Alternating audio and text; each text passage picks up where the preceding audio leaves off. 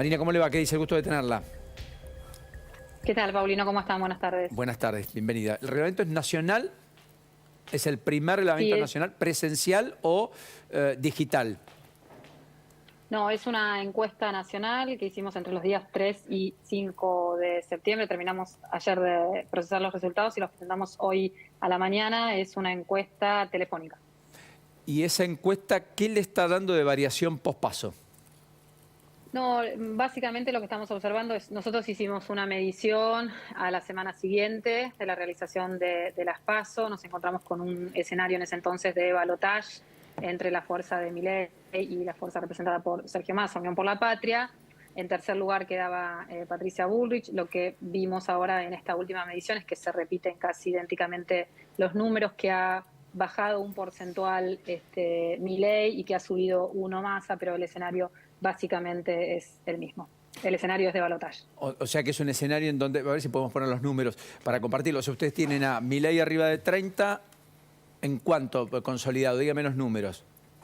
Sí, bueno, ahí el espacio de Milei con 31 puntos, 28 para el espacio de Massa, 21 para Patricia Bullrich. El otro dato interesante también, no importante, es el no sabe con 11%, que serían los indecisos, ¿no? Bueno, es un nivel de indeciso bastante alto, ¿no? Porque da la impresión que algunos que salieron de la elección después de la PASO iban a volver a entrar probablemente en las últimas 2 semanas de octubre, ¿no? Sí, tenemos que ver cómo se van a comportar ese porcentaje que por ahora resulta alto. Digamos, todo indica que cuando nos estemos acercando a la fecha de las elecciones el porcentaje tiene que bajar seguramente. Pero yo diría, Paulino, que el dato más relevante, digamos, que nosotros estamos analizando en estos momentos es que el crecimiento de Milei está dado fundamentalmente por el desplazamiento del voto de los votantes de Rodríguez Larreta hacia ese espacio. Es decir, Patricia Bullrich no puede mantener casi la mitad de los votantes de Rodríguez Larreta que eligen pasarse, digamos, al espacio de Milei, básicamente porque entendemos que se trata de lo que sería un voto útil o estratégico contra el peronismo, que, bueno, ve en Milei la única posibilidad de ganar al oficialismo.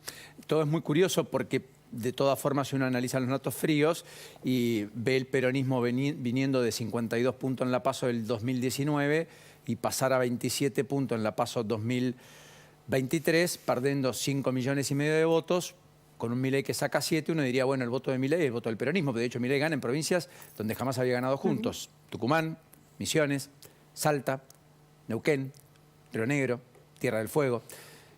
Más que voto y termina tercero en los lugares donde pensamos en la previa que iba a estar mejor. La ciudad de Buenos Aires, 17 puntos, y la provincia, 24. Da la impresión que ahí lo que está empezando a despertar es el votante ideológico, que no existió tanto en Milei, que fue un votante básicamente peronista.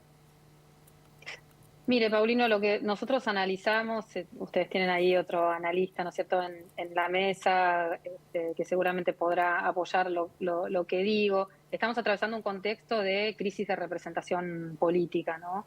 Esto es, las dos grandes coaliciones en estos momentos son las más desmandadas por la ciudadanía. En ese sentido, los resultados de la PASO evidenciaron un llamado de atención claro, ¿no es cierto?, hacia estos dos espacios. Por supuesto que el peronismo, como usted dice, perdió más votos, ¿no?, en comparación con Juntos. Buena parte o la fuente, le diría, de votos de Milei provino de la pérdida de los votos de Unión por la Patria en todo el territorio nacional, y en ese sentido, digamos, el dato ha sido contundente. Un gran porcentaje del voto de Milei es un voto de raíz popular y claramente peronista, ¿no? Es decir, lo que han traído las PASO, los resultados de las PASO, ha sido una novedad, ¿no es cierto?, en el contexto o en el sistema político y en el sistema electoral, porque ha roto, ¿no?, esa polarización histórica que había caracterizado las últimas dos elecciones presidenciales, y nos encontramos entonces ahora con este nuevo escenario. Pablo, ¿coincide con eso? Bienvenido, buenas tardes, antes que nada. ¿Qué tal? Buenas tardes. Sí, yo creo que hay una crisis de representación, hay una crisis de autoridad política.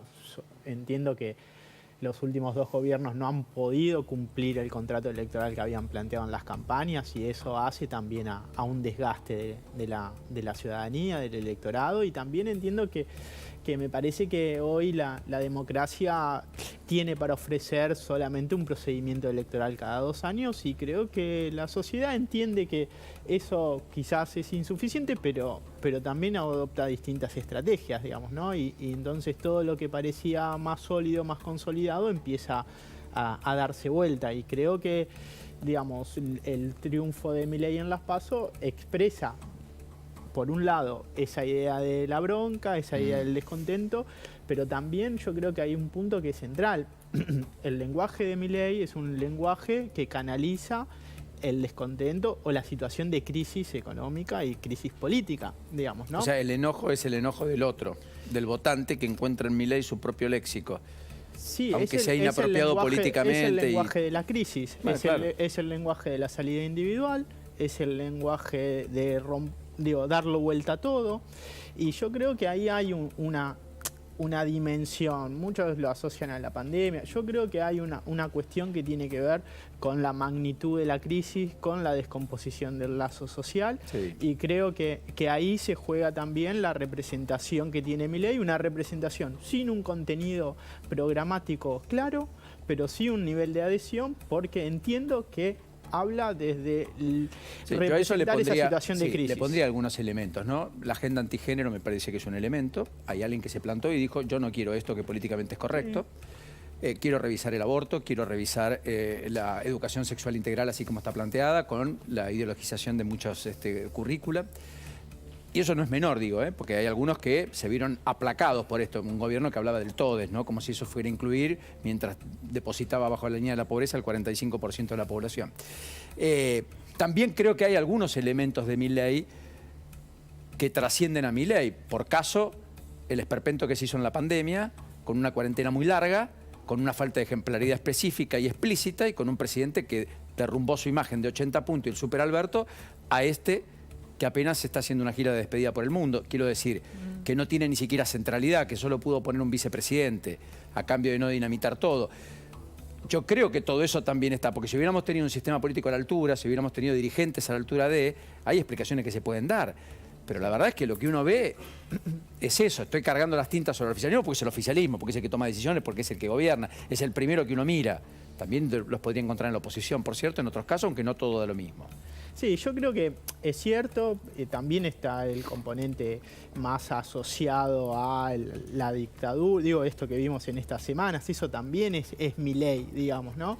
Ahora, ¿Dictadura, de verdad? ¿Usted cree que hay gente que quiere una dictadura y que por eso apoya a Milei? No, por eso digo que hay un discurso de Milei que trata de reivindicar cosas que estaban calladas en la Argentina, como por ejemplo personas que ponían bombas y creían o se sentían con derecho a matando gente, a ascender al poder en medio de una interna dentro de la democracia en el 74, 75. Está bien, Paulino, pero eso no es defender la dictadura. Al menos lo que quiero decir no va por ahí, sino que en esa adhesión a Milei, yo no creo que todo el voto Milei tenga una adhesión política, programática e ideológica con todo eso. Correcto. Está bien. Ahí, eso está, sí, está la política de género, sí, está todo lo que vos marcás.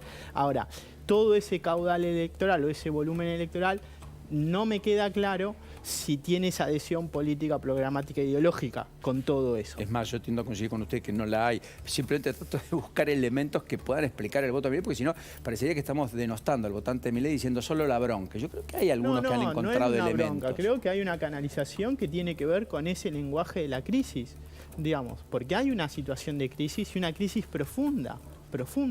Marina, mientras nosotros, perdón, pero le quise incluir en el análisis, ¿qué sentís? ¿Qué te pasa cuando lees los números, cuando te llegan las encuestas, ves los focus group, ves cómo se va moviendo o corriendo eventualmente, qué sé yo, el núcleo de votantes, llamarlo de esa manera?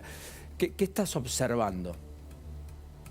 Bueno, un poco en algunas cosas quería agregar algo, ¿no? Mira, es cierto que el contexto socioeconómico por el que estamos atravesando es un contexto muy agudo, muy terrible. Los números de la macroeconomía también son duros, y ese número de la pobreza, por supuesto, que nos duele a todos, ¿no?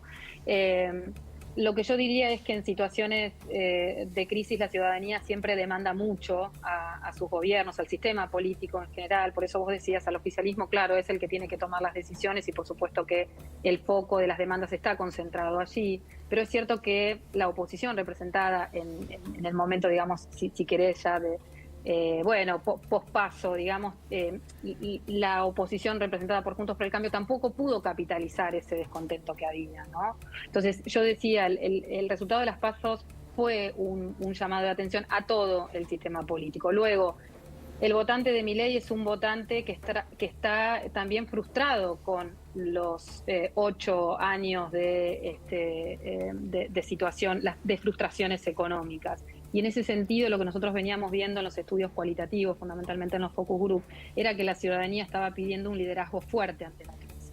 Y ese liderazgo no lo encontraba en el sistema tradicional de partidos. Por eso también explica la emergencia de este fenómeno Milei, que, insisto, lo que nosotros estamos viendo ahora es una ciudadanía que espera mucho del sistema político ante esta situación de crisis. Es una ciudadanía que está expectante por los movimientos de la política, claramente, teniendo en cuenta, insisto, que los resultados de las PASO han introducido una novedad política, digamos, que para todos es muy novedosa, ¿no? Valga la redundancia. Muy bien. Marina, ¿qué tal? Buenas tardes, Paula Rossi, te saludo acá. Estaba mirando los números y lo veía a Massa con un 28, que es similar a lo que obtuvo en las PASO, pero Patricia Bullrich aparecía con 21 y Juntos por el Cambio saca 28 en conjunto, si querés, entre ella y lo de Horacio Rodríguez Larreta. ¿Notás que hay una dificultad para Bullrich para captar esos votos que fueron con Rodríguez Larreta o para captar votos en general en la pecera? Porque bueno, ahora se vuelve a votar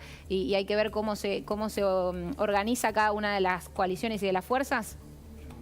Sí, claramente lo que estamos viendo ahí es esta dificultad que tiene en estos momentos el espacio de Bullrich para poder, ¿no es cierto?, traccionar o quedarse, ¿no?, o retener esos votos de Rodríguez Larreta que se están yendo para Milei, pero lo están haciendo, insisto, en este sentido, ¿no?, en que se trata de votantes que no quieren que el peronismo gane la elección y ven en esta primera opción representada por Milei esa capacidad de triunfo, ¿no?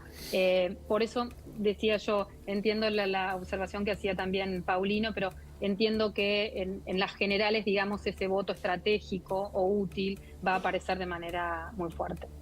Marina, un beso, un saludo. Gracias por esta diferencia para con nosotros. Hasta la próxima. Muy gentil. Por favor, gracias a ustedes. Buenas